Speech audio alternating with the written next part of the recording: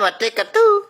Sinubukan nga uli natin mag-rank game dito, baka sakaling di maban si Father, kaya lang wala talaga, sobrang labong mapik. Kaya naman magjo-Johnson na lang uli tayo, brum brum skr ulit.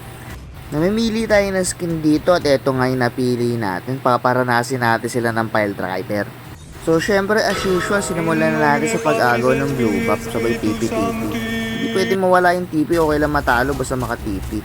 Tapos dinalaw natin si Arcus kaysa sa Golden kasi nakita niyo naman binubuli siya ni Pobius. Gustong umagaw nung Harik para makaganti pero syempre di tayo papayag. Tinigyan natin siya ng pile driver sa muka. Wasak yung mukha niya eh.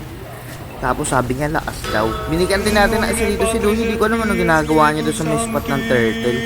Wala pa naman yung turtle doon. Tapos dudurugin daw tayo ni Harik. Tapos tinawanan tayo ni Louie. Yun yung aabangan natin dito sa video na to kung paano tayo dudurugin ni Harik. Dudurugin niya daw tayo. So habang wala pa, chill lang muna tayo. Nakita na naman natin si Harik dito sa may turtle. Kaya binigyan ulit natin siya ng isa. O diba? Pile driver sila eh. Tapos bibigyan din natin si Louie kasi tinawanan tayo nung tumipi tayo. Tapos titipian ulit natin siya. Hayaan natin sila manggigil hanggang sa atakihin sila sa puso. Tapos ulitin natin ulit dito.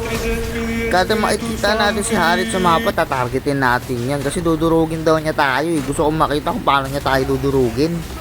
Dito habang hinihintay natin mabuhay ulit si Harit, pinagdiskitahan muna natin si Clint.